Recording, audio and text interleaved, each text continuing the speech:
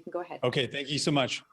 So we spent the past number of days in the North hearing from people, and we wanted to hear from people as they were impacted by the fact that the cost of everything is going up. And on top of that, interest rates are going up.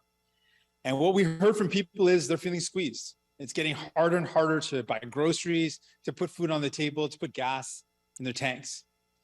And what we've been calling for is if the only solution to the cost of living going up and inflation squeezing people is the Bank of Canada to increase interest rates, that's just going to make life even harder for people. So we've been calling on this government, Justin Trudeau, to do something to help people out in this time. And the response from the Liberal government, from Justin Trudeau, has been, it's not our fault, or it's worse in other countries. Neither of those responses helps a family that is hurting right now because the cost of living is going up. None of those responses make it easier for someone who's feeling squeezed with inflation. So we fought hard and have been demanding since the spring that the Liberal government step up and give people some respect, the dignity to be able to afford their own groceries. And we have won. We have forced this government to deliver three things. Each of these items would not have happened but for the fact that we forced the government to deliver on this respect for people. We're putting money back in people's pockets by doubling the GST tax credit. That's going to put about $600 in the pockets of nearly 12 million Canadians. We're putting money back into Canadians' pockets who are feeling the squeeze with rents going up by increasing the Canadian housing benefit. And we're delivering on what we forced this government to do, dental care, starting with kids under 12. Families will receive money in their pockets. A check will be sent out to them to cover the cost of going to see a dentist. This is real support for families.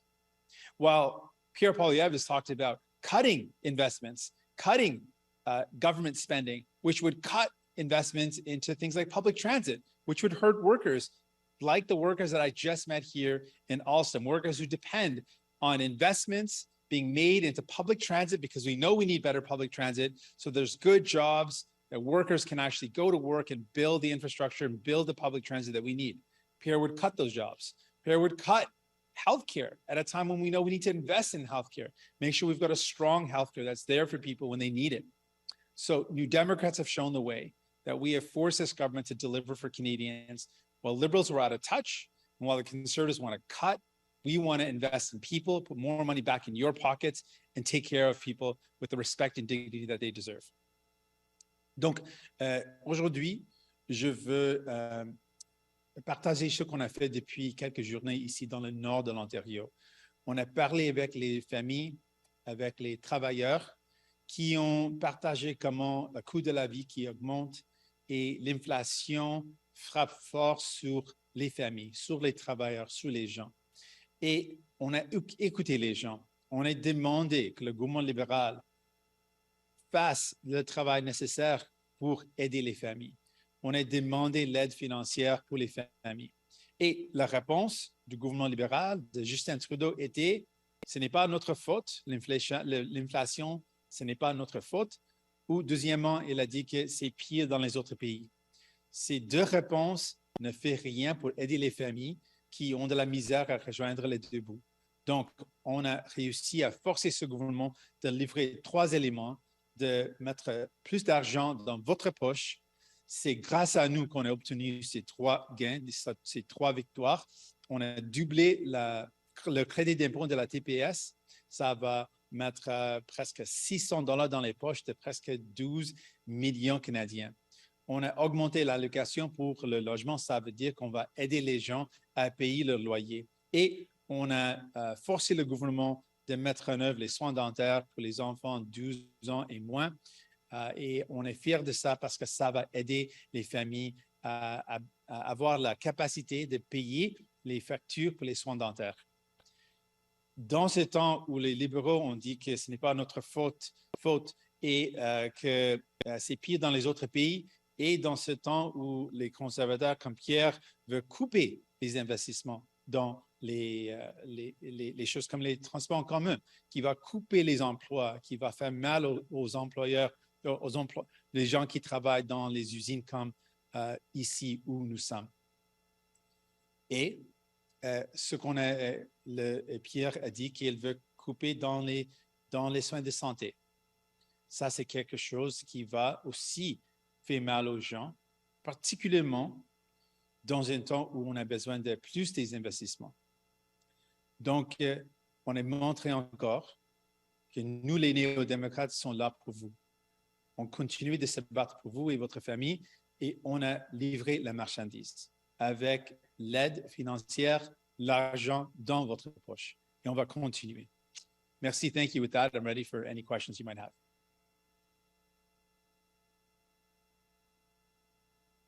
We'll start with that question on the site. We're going to start with that TVB news. One question, one follow-up.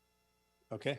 First question, how specifically are the ones here in Western Ontario going to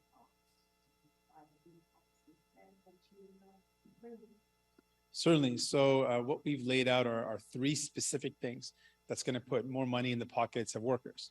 So by doubling the GST tax credit, that's going to put money in the pockets of workers.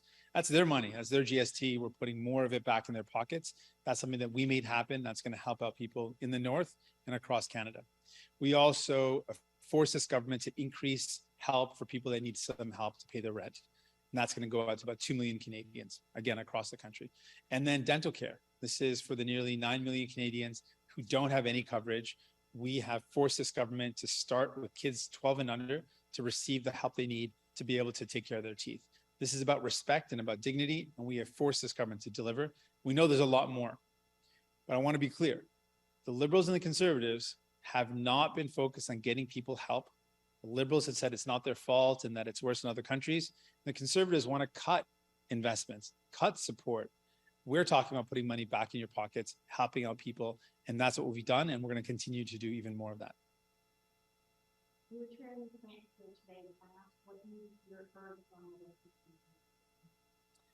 Well, we've seen the incredible expertise that this plant has, the history that this plant has in delivering real infrastructure for public transit. So many of the infrastructure, or so many of the public transit projects that we see across this country are cars that were built here in this facility. These are trains that were built here in this facility. And people here are ready to get back to work, and they need to be able to build more projects. And so what we have heard from workers here, and what we absolutely believe is the right thing to do, is when we use public money to invest in things like public transit, we need to make sure that there's a local content requirement. We absolutely believe that's the right thing to do. And we've long been calling for the federal government to be investing public money into projects that create jobs in our country. And so that's something very similar to what was raised here. We believe that's the right approach.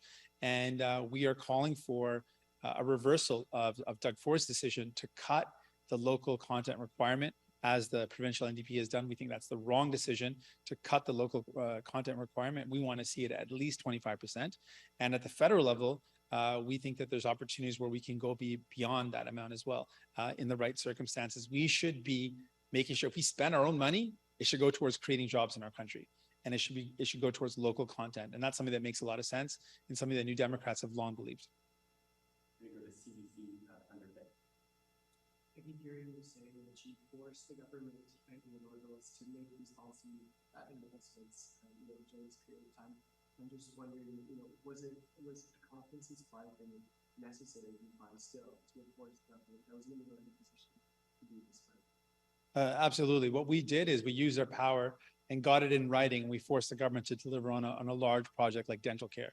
That's a multi-year project. It's going to take a number of years to develop. And we're proud that we're able to use our power to get something meaningful for Canadians, to force this government to do something meaningful for Canadians. In addition, we forced this government to deliver on something that was outside of what we had initially forced them to write on paper, and that's doubling the GST tax credit. So we've shown not only have we forced this government to deliver on things that we've got in writing, but we also forced this government to do things outside of what we forced them to write down on paper. And we're going to continue to do that because we have shown again and again, unlike the Liberals who are out of touch, think that it's good enough to say that things are worse in another country instead of actually focusing on what people need here. And the Conservatives who want to cut the very things that Canadians want to see more of. We want to see more investments in public transit. We want to see more investments in our healthcare, particularly when right now our healthcare is at risk of privatization. Conservatives want to cut We're focused on making sure people get respect. And that means investing in healthcare. And that means putting money in people's pockets. And we made that happen. I think it's common for users to say we need to put more money into people's pockets, we need to make more investments. So, I mean, looking at the next period of time, I mean, what are the next specific cost measures you're going to be pushing for, move back to Canada? So right now, today, the government's announcing what we forced them to do. And so I think it's important for Canadians to know that their money is on the way. They're going to get money back in their pockets, and they need to know that the doubling of the GST tax credit is putting money, their own money, back in their pockets, and we made the government do that. We also are going to continue to expand on our dental care. So the first phase is starting this year, and that's kids for kids 12 and under. But we know that there's a lot more help that's needed for a lot of Canadians that can't afford dental care. So next year, the second phase will include seniors who deserve to be able to look after their teeth, people 18 and under, and people living with disability. And then the final phase, which will be in the final year of the agreement, which will include all Canadians, nearly 9 million who can't get coverage right now, who don't have coverage right now, and can't afford to pay for their dental care needs. We're going to make sure that they get the care they need. In addition to a number of other steps, including pharmacare, which is another thing that we forced this government to do, and that'll be delivered in the following years. First, starting with the legislation, that's a law to make sure that we create the framework for a Canada Pharmacare Act, which will lay the foundation, just like with our Canada Health Act, for a national pharmacare, meaning that Canadians will be able to get the medication they need without having to worry about if they can afford it or not. What we know right now is people are feeling squeezed and they need respect and dignity. And we're fighting to make sure people get that. Really go to CKPR. You mentioned that people were involved in that. Do you have any indication of where like working with people as a leader? Well, they've already outlined a lot of their priorities. Pierre has been very open about saying we need to cut government spending. And that means he wants to cut public transit. He wants to cut investments into our healthcare system. Our healthcare system is already under dire pressure. Right now, you speak to families, they can't get a family doctor. They wait hours and hours for emergency care services. They can't afford conservatives to come in and cut healthcare even more when we know that it's hurting. So their priorities are just not in line with what workers need. They're not aligned with what Canadians want. They want to cut things to make things worse. We want to invest in people. We want to make sure people have money in their pocket. We want to make sure that our healthcare system is strong. We want to make sure that people get the respect and dignity that they need and deserve. And that's the difference between us. We're focused on people, and we're focused on giving them the help that they need and the respect that they deserve.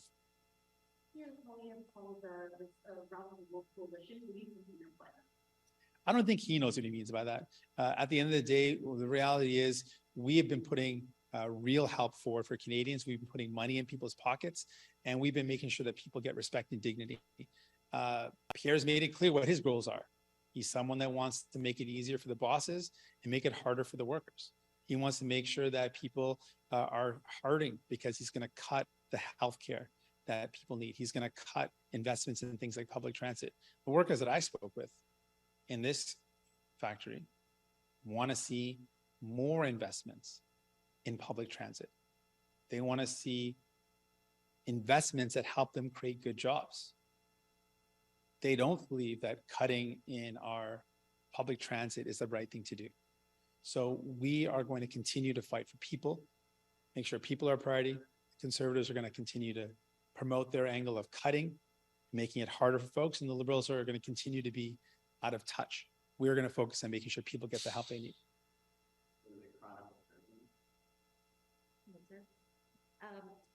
The absence of contracts for Alston, the Alston plant, there results in, of course, a lot of work shortages and unemployment. What does this plant have to do to get a contract? Well, I think the plant has shown that they are very talented, have incredible expertise, hardworking people. They need a fair shot. And to have a fair shot means there needs to be real investments in public transit. And so there's projects on the horizon where we need to see the federal government step up and make commitments to put the money on the table. And Alstom has made it clear they're willing and open to compete for their projects. They're willing to compete, and they should compete. But what we need to make sure is that they have a fair playing field. And one of the things that we need to acknowledge is when we are putting public money into projects, it should go towards projects that have a local content requirement. there has to be some benefit to Canadians. There has to be some benefit to workers with public money that's being spent. If you think about it this way, if we spend our own money, there's got to be jobs. Surely there has to be jobs created in our own country with public money that we spend. And I think that's a fair requirement. And on a level playing field, that these workers here can show that they're the ones to be able to create good products and create good jobs here in the community. Again, on the worker shortage, Thunder Bay, of course, is built the brunt of that, as have many other communities in the north here. It's a huge blow to our economy. Where exactly do you see is the disconnect between the job opportunities and the workers, and when do you see the solution?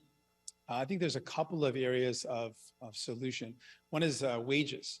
We know that there are a lot of jobs, a lot of job opportunities, but when the wages don't keep up with inflation, when wages don't keep up with the cost of living, it doesn't encourage workers to pursue that particular work opportunity if they're going to work in an area where they're not going to be able to earn enough to support their family or support themselves. So we need good wages. We know that immigration is a part of the solution to make sure we've got enough folks to work the jobs. And the North has really shown how that works, that we need to have a good immigration policy to bring in workers, to bring in people to fill those positions that are available. But wages are important. We need to have a good immigration policy, and we need to make sure that we've got good training that connects training, the opportunities that exist with the workers that want to do those jobs. We will now go to questions on Zoom. Nous allons maintenant passer aux questions sur Zoom. You will have one question, one follow-up. Please use the raise your hand function. Vous allez avoir une question puis un suivi. Et s'il vous plaît, utilisez la fonction lever la main. Première question, Boris Proulx du Devoir. Bonjour, M. Singh. On comprend que ce qui a été annoncé aujourd'hui, ce sont des mesures temporaires pour 2 ans en ce qui a trait aux soins dentaires. Est-ce que dans vos discussions avec les libéraux de Justin Trudeau, il y a eu le souci de consulter les provinces ou de leur demander leur avis, étant donné que c'est un sujet de leur compétence? Ce qu'on a forcé le gouvernement de faire, c'est de mettre en œuvre un programme fédéral pour payer les factures. Effectivement, c'est un programme fédéral pour livrer les soins dentaires en payant la facture pour les services. Donc, ce n'est pas une ingérence dans les compétences provinciales. On n'embauche pas les dentistes ou les hygiénistes. Ce qu'on fait et ce qu'on propose de faire, c'est de couvrir les gens à travers les pays qui n'ont pas de couverture, qui ne peuvent pas aborder les soins dentaires avec un programme administré par le gouvernement fédéral et qui paye les factures pour s'assurer que les gens peuvent soigner leurs dents. Merci. Et quelle est la prochaine date limite ou le prochain deadline avec, si on veut, les mesures de votre entente? À partir de quel moment vous allez demander des comptes à Justin Trudeau, le prochain moment, si on veut, là, pour votre entente, de le maintenir en place jusqu'en 2025? J'ai eu un problème technique en écoutant votre question, et je pense que vous posez la question de c'est quoi la prochaine étape pour qu'on puisse continuer. Oui. OK, parfait. Donc, les 2 étapes pour cette année sont faites maintenant. Donc, on a forcé le gouvernement de commencer les soins dentaires avec les enfants de 12 ans et moins, et aussi d'aider les familles à payer leur loyer. Donc, ces 2 mesures, on a forcé le gouvernement de faire et c'est déjà fait. Maintenant, c'est annoncé aujourd'hui. Donc, on a réussi à accomplir ça.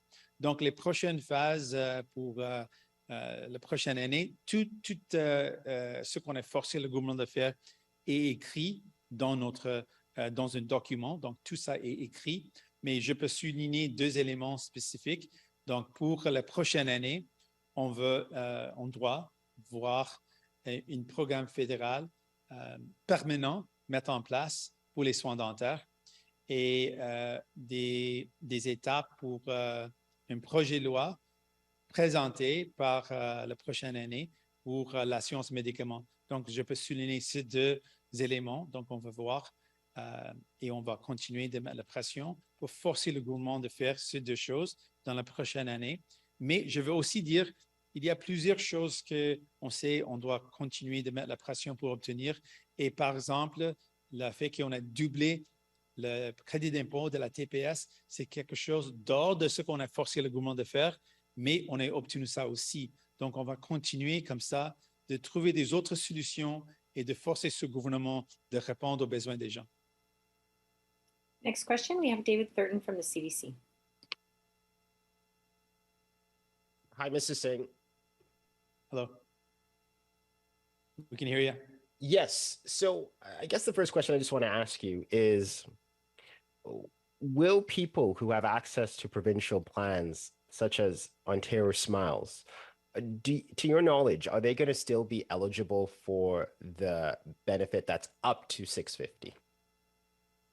The benefit that we fought this government to enforce them to put in place is for Canadians that don't have any other coverage. So for Canadians that had no other access to any other coverage, we wanted to put in place some support for those Canadians who had no other means to access dental care. And that's what we had forced this government to do from the beginning. We got it on writing, and that's what we've got the first step achieved, which has been announced today. So there is this provincial plan, Ontario Smiles. It's from the Ontario provincial government. It's, it provides coverage for some families here in the province where you're at. Just to your knowledge, and just from listening from you, it sounds like if you do get coverage from this program, you won't be able to access this benefit. Can you confirm that? Yeah. Right. So what we've laid out is our plan is to cover those who had no coverage at all. That was always the plan that we had fought to achieve. We wanted the federal government to step up and provide coverage for those who had no other coverage up to this point. Prochaine question, Kim Vermette de Radio-Canada. Oui, bonjour, Monsieur Singh. Alors, en fait, j'aurais aimé revenir sur les conservateurs là, qui n'ont pas tardé à vous attaquer, parlant d'une coalition woke radicale. Vous pensez quoi, vous, de ce qualificatif-là? Est-ce que vous pensez que c'est ce que pensent également plusieurs électeurs canadiens? Je pense que les conservateurs ont déjà montré leur priorité. Leur priorité était la même qu'ils ont montré déjà depuis longtemps. Leur priorité, c'est de couper les investissements dans les soins de santé, couper dans les transports en commun, et ces coupures vont faire mal aux gens. Et les libéraux ont montré leur priorité. Quand on a dit que les gens ont de la difficulté à rejoindre les débuts à cause de l'inflation, ils ont donné deux réponses. J'étais dans la Chambre de communs et j'ai entendu ces réponses. Un, ce n'est pas notre faute. Deuxièmement, c'est pire dans les autres pays. Ça ne fait rien pour aider les familles qui ont de la difficulté maintenant. Donc, notre but, on va continuer de cibler les familles, les gens, les travailleurs et comment on peut les aider, comment on peut répondre à leurs besoins. Et ça, c'est les différences entre nous, les conservateurs et les libéraux. Mais donc, ce qualificatif-là là, de woke et radical, vous percevez ça comment? Je pense que Pierre Poilievre lui-même ne sait pas ce qu'il dit. Parce que la réalité, c'est pendant les temps difficiles dans ce pays, avec la pandémie, avec l'inflation, avec le coût de la vie qui augmente, c'était nous, les néo-démocrates, qui ont livré l'aide pour les gens, qui ont respecté les familles, qui ont respecté les travailleurs en trouvant des solutions concrètes, en mettant en œuvre des solutions concrètes. Et les conservateurs ont déjà montré et continuent de montrer que leur but, c'est de couper les investissements, couper les soins de santé, couper les transports en commun et effectivement couper les emplois. Notre but est différent. Et les libéraux ont montré comment ils sont déconnectés avec la réalité. Nous sommes toujours au courant de ce qui se passe avec les gens et on cible comment on peut aider les gens, comment on peut répondre à leurs besoins. Et on a montré ça et on va continuer de montrer ça. Next question, we have Annie Bergeron-Oliver from CTV. Hi, Mr. Singh. I was hoping that you could provide some insight on where this $650 a year figure came about, what went into that, And do you think that this is sufficient, or would you like it to be increased down the line? We think that this amount is, when we looked at what would be an amount that would cover the needs of a child 12 and under for their dental care. And looking at what the trends were in terms of what services someone 12 and under would need, what a kid would need, what a child would need, and how much that would cost per year, we arrived at $650 would provide a very comprehensive amount that would cover the needs for dental care for someone 12 and under. And so we're satisfied that that will be a good amount that will cover the needs for children 12 and under. And so what's going to happen is if a family that qualifies has one child that's 12 years or under, will receive actually $650 per year. So it'll work out to about $1,300, $1,300 in about 16 months. So they'll receive a significant check in the mail to help them with the cost of getting the dental care that their kids need. Thank you very much. And my follow-up is just, I'm wondering if you know when this first payment is expected to parents, when they can expect to receive the $650 if they have a child, or up to.